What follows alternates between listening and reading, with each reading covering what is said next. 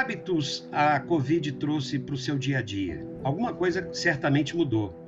E na produção de leite? Que novos hábitos foram adquiridos?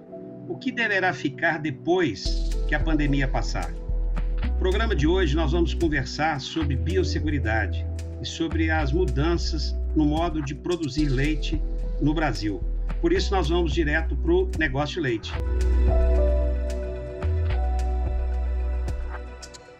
Hoje nós vamos ter a oportunidade de conversar com duas pessoas muito entendidas nesse assunto e por isso eu queria muito agradecer primeiro a presença aqui do Nivaldo Grando.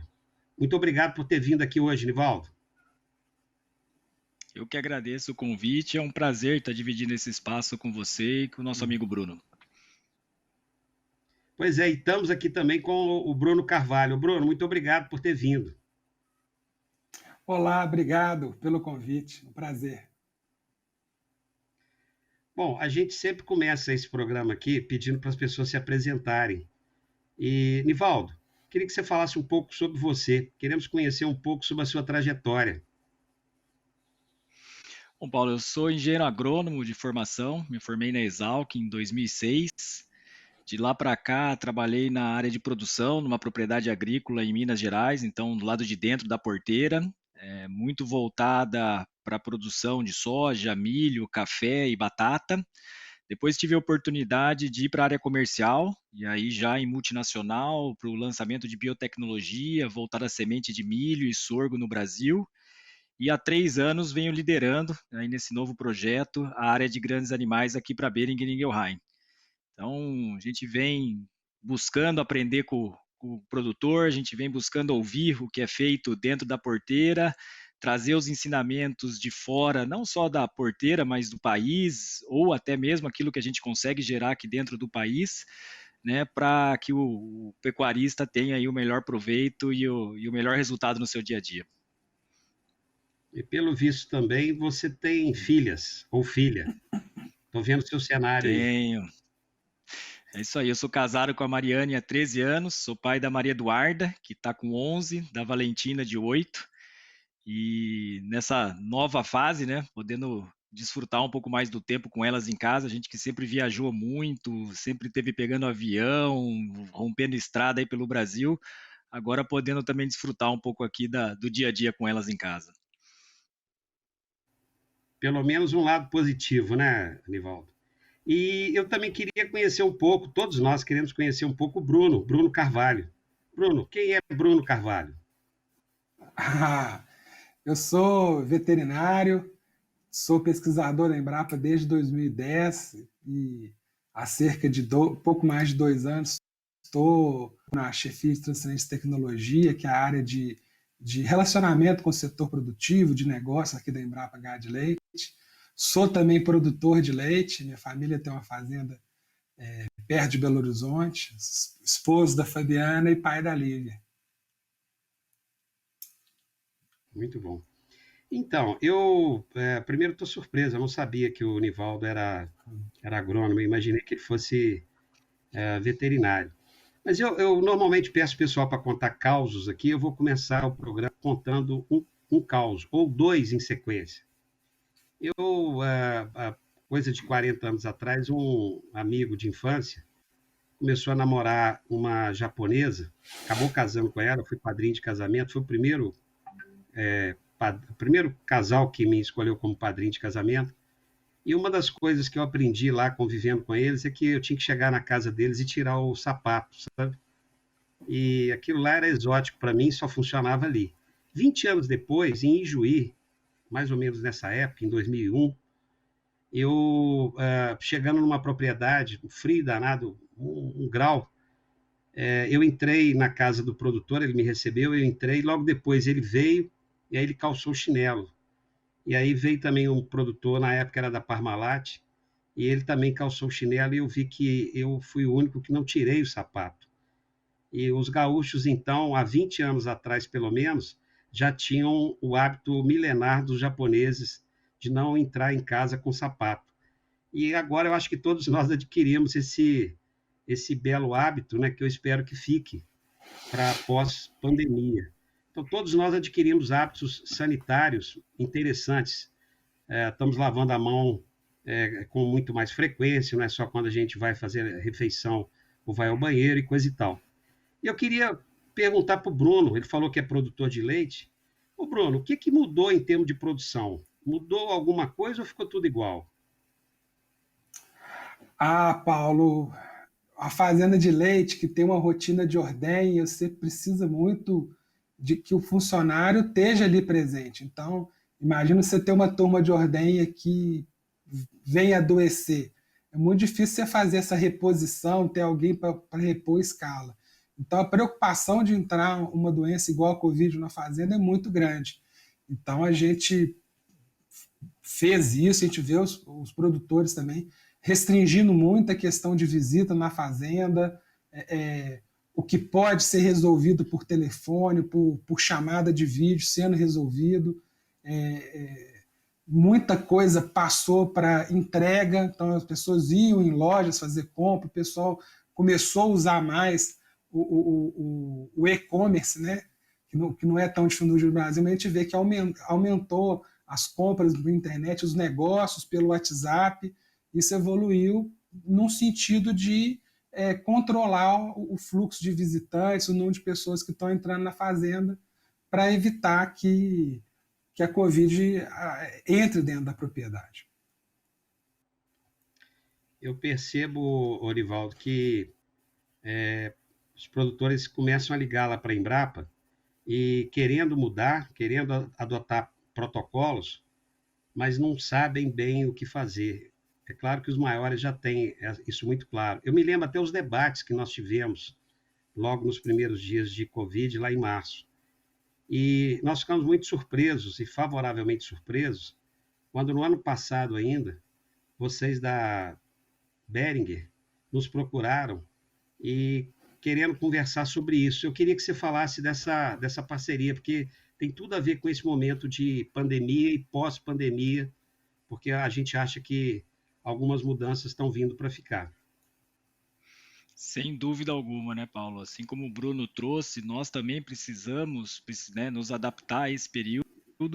Nós, por exemplo, substituímos a visita do nosso time de campo para em torno de 60%, 65%. Hoje ela é 100% virtual, inclusive com algumas tecnologias que permitem, né, o acompanhamento ali da ordenha, de dentro do fosso, a identificação de algumas doenças, o trabalho de manejo, para que a gente possa continuar levando a qualidade do nosso serviço ao produtor.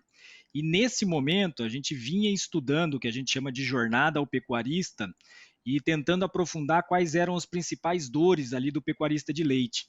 E muito a gente via de oportunidade aquilo que se falava, né, até antes de biosseguridade, um pouco ali da segurança do negócio, de quais eram os riscos que se enfrentava nessa cadeia, como outras cadeias, né, que nós temos clientes na Boehringer, como a de suínos e a de aves, já tinham evoluído com relação à segurança daquilo, né, que é o patrimônio ali do produtor, que é a saúde dos seus animais, o bem-estar desse animal e o produto de qualidade. E aí, com essa pesquisa, identificamos a oportunidade de termos um protocolo sanitário mais estruturado. A partir daí, né, fomos buscar quem seria uma referência do mercado e que pudesse abraçar essa ideia nossa de realmente construir algo para deixar de legado para a pecuária leiteira brasileira. E de primeira a gente lembrou da Embrapa, fomos prontamente atendidos por vocês. O desafio foi constante e em várias mãos a partir desse momento, onde a gente entendeu que ter um novo protocolo, né, e aí a gente diz de biosseguridade, com o objetivo de implementar essas boas práticas que visam diminuir a ocorrência de doenças ou até erradicá-las, né, em algumas oportunidades que a gente tem, mas que fosse algo uniforme, padrão, mensurável, e não só, né, para que aquelas propriedades maiores, que já são mais tecnificadas e que têm um nível de investimento maior, pudesse adotar, mas que qualquer produtor de leite brasileiro, a partir do momento que quisesse buscar essa diferenciação, pudesse iniciar nesse processo até chegar às etapas mais avançadas. E aí, quando duas empresas, né, como Boehringer e Embrapa se unem, obviamente que o próprio mercado também gera esse interesse, gera, né, a curiosidade e também tem coisas para oferecer para nós.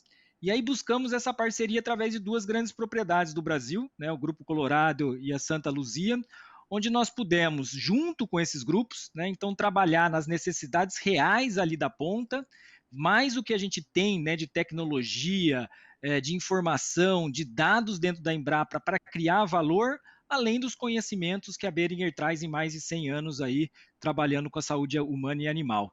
E é esse conjunto, né, que acabou sendo aí cada vez mais difundido, até pelo momento que a gente vive, né? Hoje a gente está buscando essa biosseguridade humana, hoje a gente está buscando uma vacina, né? E é algo que é tão rotineiro na vida do produtor rural, né? Ele já está acostumado a trabalhar ali com a prevenção, para evitar as perdas, acabou encaixando nesse momento, tendo uma ótima tração dentro das nossas empresas, e eu não tenho dúvida que esse protocolo que a gente entrega ao mercado hoje é algo que vai poder contribuir muito para a produção e para toda a cadeia de leite no Brasil. O Bruno, eu não tenho dúvida que isso vai mudar o patamar de organização da nossa cadeia, que ainda está bem distante do que é feito em termos de avicultura e suinocultura. E você, como veterinário dentro da Embrapa, é que está liderando esse processo. Eu queria muito que você explicasse por que houve essa junção, né? Por que a Embrapa resolve estar do lado de uma empresa para fazer uma ação pré-competitiva? Porque isso é muito importante, a junção da Embrapa com a Boehringer é para fazer uma ação pré-competitiva, ou seja, vai beneficiar outras empresas, inclusive, que não estão vinculadas a essa experiência. E por que a gente foi procurar também produtor? Afinal de contas, produtor não é só para produzir? Muito bom, Paulo, porque a gente tem um pouco de oportunidade de contar um pouco de como que a Embrapa ela está se fortalecendo e divulgando e exercitando o conceito de inovação aberta. Então, a gente diz muitas vezes, a pessoa acha que a inovação aberta é gerar tecnologias que sejam de uso público. Não, a inovação aberta é a Embrapa tem a competência dela como empresa pública, a Boehringer tem a competência dela como empresa privada, e juntam para produzir um conhecimento, alguma tecnologia que vai ser adotado para o mercado para melhorar a qualidade do produto, reduzir os custos de produção. E aí a gente está exercitando isso. Duas empresas fazendo uma parceria, trazendo o setor produtivo a adotar resultado disso para junto dessa parceria, que são as duas fazendas, a Fazenda Santa Luzia e a Colorado, né, o Grupo Colorado, que vão ser os adotantes. Então, a gente está na inovação aberta, estamos iniciando o desenvolvimento dos protocolos de biosseguridade, vamos implantá-los nas duas fazendas parceiras. Isso vai permitir que a gente tenha a experiência prática no campo, com as dificuldades, os ajustes necessários para melhorar essas boas práticas. E aí a gente já tem também a garantia da adoção, porque a gente vai sair ao longo do processo, no final, com duas fazendas certificadas em biosseguridade. Então, a gente está indo do desenvolvimento do produto à adoção na parceria, que é o exercício da inovação aberta. O que eu percebo é que nós estamos juntando, então, competências complementares, né? A Boehringer tem uma competência muito clara, está no mercado há muito tempo, conhece a realidade brasileira e conhece a realidade mundial. A Embrapa tem um conjunto de técnicos também muito bem formados e testados, e nós temos aí a experiência acumulada dessas duas propriedades. A Fazenda Colorado é a maior fazenda produtora de leite brasileira. Nós ainda não tivemos oportunidade de contar a trajetória dela aqui.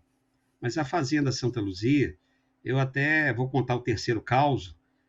Esse programa começou exatamente assim, gravando um piloto com o Maurício, e foi muito interessante porque a gente não tinha pauta, é mais ou menos igual aqui, uma conversa. E o pessoal da época, o pessoal que estava avaliando o programa, e não era gente pequena não, gente grande da Band, eles acharam tão bons que nós continuamos gravando, e aí os dois primeiros programas, que foi ao ar há 10 meses atrás, foram com a Fazenda, com o Maurício, da Fazenda Santa Luzia. E foram os dois únicos programas que nós gravamos em estúdio, porque nós gravamos em fevereiro do ano passado. O Maurício realmente, e a sua família, né, o pai e tudo mais, eles são muito exemplares para o setor. Eu acho que essa escolha foi muito, muito bem feita. Mas até agora, vocês falaram, eu não entendi na prática o que é que vai mudar. Eu queria que você falasse para mim, Onivaldo, o que vai mudar na propriedade? Vai mudar a maneira de produzir, mas como? Eu queria exemplos, tanto do Onivaldo quanto do Bruno, se vocês quiserem complementar esse ponto que eu considero chave da nossa conversa. Sem dúvida. Eu vou começar aqui e, óbvio, o Bruno com toda a competência completa e acrescenta o que ele quiser. Acho que a grande, né, jogada dessa solução, né, Paulo, e como o Bruno falou, a gente não está trazendo nada pronto, não é algo que você contrata uma grande consultoria ou um pesquisador e que ele já vem trabalhando ao longo de uma vida ali numa solução, no processo, e a gente coloca isso para o mercado utilizar. É uma formação completamente diferente. Então, nós estamos realmente desenvolvendo a várias mãos o processo.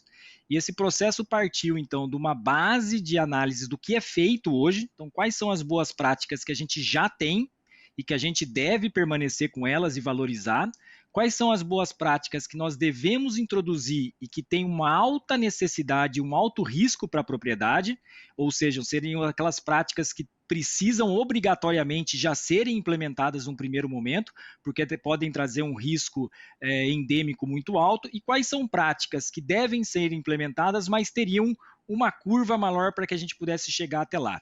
Isso vem desde, né, do dia a dia na propriedade, então a rotina das pessoas que estão envolvidas ali no trato dos animais, toda a questão de bem-estar animal, né, a responsabilidade e a sustentabilidade da onde vem o alimento que esse animal consome, qual o tipo de medicamento e qual diagnóstico é feito para aquele medicamento ser elaborado ou trabalhado com um grupo de animais, como que a gente separa animais que têm origem, né, ou doenças, ou classificações diferentes dentro desse manejo, como que a gente isola aquilo que for possível isolar dentro da propriedade, bem como a gente restringe o que está antes e após também a produção. O antes é o seguinte: se eu preciso comprar animais para minha propriedade, né, ou adquirir um sêmen, por exemplo, para minhas vacas que vão estar em lactação, que tipo de origem eu preciso ter, que tipo de segurança eu preciso saber daquilo que eu estou trazendo, e também do produto final, ou seja, a hora que eu tenho ali a matéria-prima, leite, no futuro queijo e seus derivados,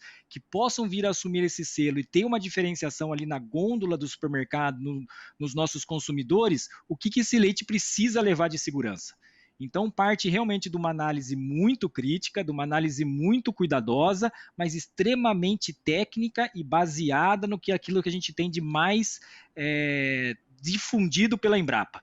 E aí nós vamos ajustando. Óbvio que nós vamos pegar propriedades onde os ajustes serão menores, porque já tem um nível de adoção alto, outras que vão ter a oportunidade de começar a entrar nesse processo até que atinjam o nível de serem certificadas e terem uma diferenciação frente aos seus competidores, aos mercados, mas principalmente, né, a segurança que aquele produto que ela está fornecendo ao mercado vem dessa origem controlada. Muito bom. Eu vou até pedir ao Bruno para não responder sobre isso, que a gente já está indo para o fim. Eu acho que foi muito completo. Porque tem outros pontos que a gente precisa trabalhar aqui, Bruno. A gente sabe que, assim, por que existe certificação? Porque existe assimetria de informação entre os agentes. Tem sempre alguém que sabe mais em relação a outro. No caso da produção, quando você compra um produto com certificação, você sabe que, ao ser certificado, aquele produto tem características padronizadas. E aí eu queria, Bruno, que você conversasse conosco. A Embrapa agora vai virar certificadora também de produção de leite? É isso que a Embrapa está se propondo fazer?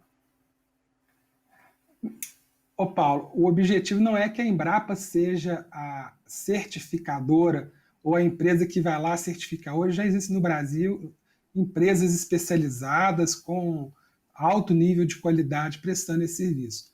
A ideia é que a Embrapa seja a organizadora, né, ou a propositora desses processos de certificação. E aí ela vai definir as diretrizes, fazer e elaborar toda a documentação necessária para que depois a certificadora vá lá e verifique, certifique que a fazenda está seguindo aqueles protocolos, aquelas orientações para garantir que ela atinja o nível de biosseguridade adequado. Então, não é o nosso objetivo ser o certificador, é ajudar na elaboração e construção do protocolo de certificação para que as empresas possam fazer essa certificação nas fazendas. E é uma maneira da gente organizar o conhecimento gerado. Então, a gente fala que tem manejo sanitário, calendário sanitário, aí a gente dá um passo que é organizar isso na forma de boas práticas, e aí quando você vai se aperfeiçoando, você dá mais um passo e começa a adotar os protocolos de forma muito mais organizada, muito mais programada, e você alcança o grau de certificação. Você vai aumentando o nível de dedicação à biosseguridade e o selo vem garantir isso, que você cumpre uma quantidade mínima de requisitos para garantir que você protege a saúde dos seus animais. Ô Bruno, mas a Embrapa, a Boehringer e as duas fazendas que estão atuando em conjunto e gerando esse conhecimento, elas estão se comprometendo a passar esse conhecimento que está sendo gerado para os produtores. O produtor pequeno vai ficar à margem, nós vamos deixar esse produtor produzindo como hoje, sem o padrão de biosseguridade que vai acontecer para a maioria das propriedades, tão logo esses protocolos estejam disponíveis. Já está sendo pensado uma maneira de não excluir produtor? Com certeza, Paulo. O objetivo é fazer que os protocolos se tornem públicos. Existe um passo, que é a certificação, que demanda a contratação da empresa. Mas quando você faz a publicação desses protocolos, você torna público e acessível a qualquer produtor aqueles passos que ele tem que seguir para os diferentes aspectos da biosseguridade. Então, ele tem que ter uma biosseguridade externa, ele tem que controlar. Mas o que ele tem que fazer? Isso gera uma série de protocolos e boas práticas. Então, aquele produtor pequeno, ou médio, que ainda está iniciando e não tem a biosseguridade ainda como uma pauta dentro da gestão dele, ele vai ter acesso a esse conhecimento na forma de boas práticas, para ele melhorar o seu processo de produção. Se você me permite, Paulo... Por favor, Nivaldo. Não, se você me permite, né, um dos conceitos e que a gente está trazendo muito forte para essa questão é que a biosseguridade precisa ser ampla e de acesso a todo mundo, né? Quanto mais produtores se adaptarem e adotarem, né, esses protocolos, toda a cadeia brasileira ganha, né? Ganha ali o produtor independente do seu tamanho, porque passa a ter uma produção mais segura e o seu patrimônio, né, o seu rebanho, as suas vacas com uma melhor saúde e um melhor bem-estar. Ganha ali, né, quem é o laticínio ou quem está adquirindo esse produto, seja um consumidor final ou alguém que vai processar esse produto. Ganha quem está processando por ter segurança que está recebendo um produto padronizado e de qualidade. Ganha o consumidor final, seja ele, né, hoje muito mais interno, mas quem sabe no futuro externo, com exportação de leite ou derivados, que o Brasil tem um potencial gigante. Então essa parceria ela é importante, sim, que ela seja expandida o máximo possível, e esse é o comprometimento nosso, né, e tão quanto da Embrapa. Por isso também essa parceria foi, né, buscada com uma empresa que tem a capilaridade, ou seja, que está presente de norte a sul do Brasil e que tem todo esse respaldo para fazer esse processo.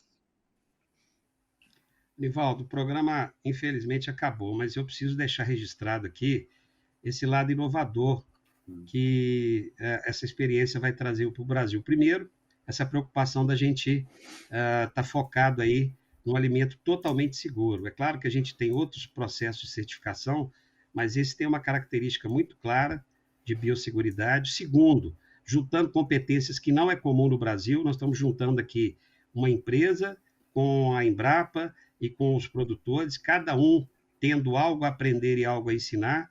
O terceiro ponto fundamental, nós estamos fazendo sob a ótica de beneficiar a toda a cadeia, então é uma ação pré-competitiva, isso significa dizer que merece ser reproduzida em outras situações.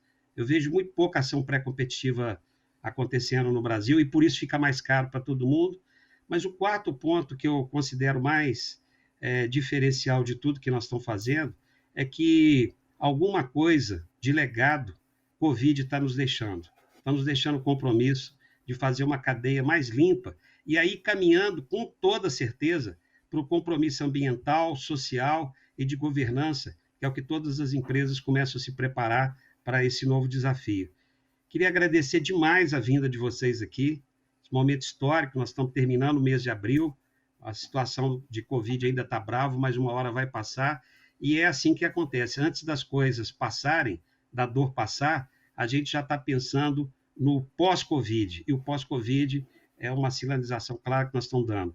É com muito mais saúde, com muito mais segurança. Mas para a gente terminar e terminar bem, eu queria convidar vocês a fazer um brinde, tomando aqui um leite que, no meu caso, tem certificação, porque tem o Ministério. Mas eu tenho certeza que logo, logo vai ser certificação também sob a ótica da biosseguridade. Muito obrigado por vocês terem vindo aqui. Muito obrigado. Eu que agradeço.